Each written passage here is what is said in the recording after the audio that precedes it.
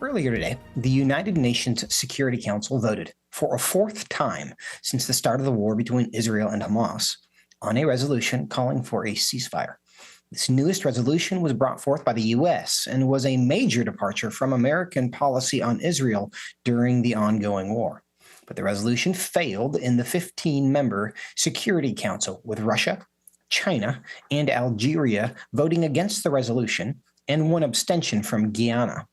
We were trying to show the international community's sense of urgency about getting a ceasefire tied to the release of hostages, something that everyone, including the countries that vetoed the resolution, should have been able to get behind.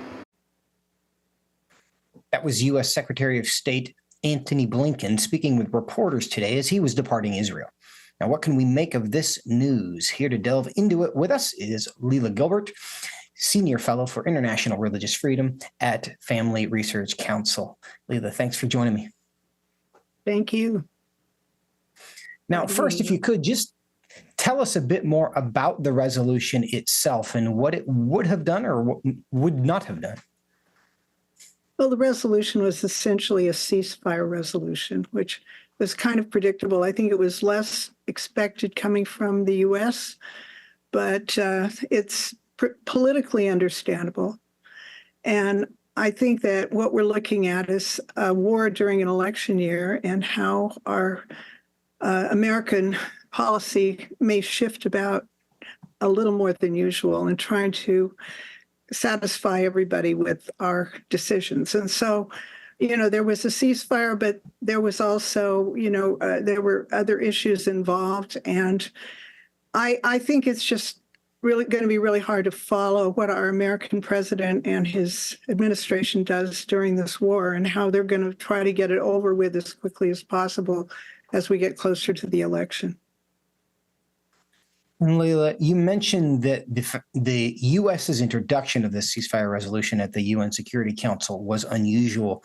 We saw something really unusual earlier this week as well when Senate Majority Leader Chuck Schumer called for a new election in Israel, which is an unusual step to essentially call for the removal of the leadership of one of our allies, and of course, our biggest ally in the Middle East. What are the political implications? What's going on politically that's leading to this departure from individuals and from our State Department on these issues? Yeah, it was really kind of shocking to hear that, although it's been clear from the beginning of the war, which was, we have to remember what happened on October 7th, which was the absolute genocide, the most brutal killing of Israeli women, children, babies. It was unbelievably bad. That's not in front of people anymore. What's in front of them now is the continuing efforts of the IDF to clean Hamas out of Gaza, that was the reason this all happened, was because it was a Hamas operation. So what we're looking at now is how that interfaces with the upcoming election. And I think that we just have to remember that's part of the game. And we've shifted from, tears and sorrow coming from our U.S. government to now this kind of nudging, trying to find ways to put a stop to the war. And the Israelis want to remove Hamas from Gaza. It's clear that they are a bloodthirsty jihadist group, and they aren't good neighbors, to put it mildly. So I think it's a real conflict of interest that we're looking at, Joseph. Well, and we have seen in the recent primary elections that there are many Democrat voters in the swing states, Michigan being the biggest example, who have gone into the ballot booth and voted for an unspecified, kind of an other candidate rather than Joe Biden. And the campaign around that effort has really been to signal from the portion of the electorate that is kind of anti-Israeli and sympathetic to Hamas that we are not going to vote for President Biden if he takes Israel's side on this issue. Do you think that entirely or significantly or somewhat explains kind of the half measures that the Biden administration is taking, saying, yeah, we support Israel, but stop as soon as you can?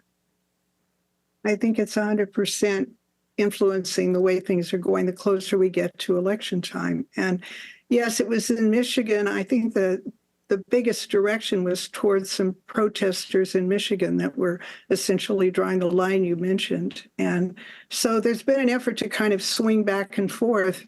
You know, the war continues, and now the focus is on, you know, famine amongst the victims who are innocent. I don't know how innocent, but many of the people that are stranded in the cities that are being looked at now are, you know, they're definitely going to be sidelined and sometimes injured and maybe some killed. So we have to be compassionate about that. But on the other hand, we know that right now they're looking at the center of where Hamas has its headquarters in Gaza. So, you know, there's going to be a real conflict of interest here. And I hope that America has the presence of mind to see that there's no reason to protect Hamas, period. It's doing nothing for the good people in Gaza, the ordinary citizens. It's not good for anyone. And so, you know, they're under their thumb for sure. But I think it's important for us to realize they need to be gone, and anything we can support that's not, you know, genocide, which it never will be with the Israelis, and that's not the way they do things. I think we should support every effort to clean house in these cities and get rid of as much as Hamas as possible. It's very concerning that there would be political pressure in the United States to be sympathetic to terrorist organizations. That development is new and it's deeply troubling. But Lela, in about 30 seconds, is this going to have any impact on what Israel actually does? Well, Israel has to be careful about being blatantly offensive, but I think right now Netanyahu has been down this road before. I trust him to make wise decisions and to do what he can to protect the Israeli people from another Hamas attack. Lela Gilbert, thank you so much for your time. Thank you.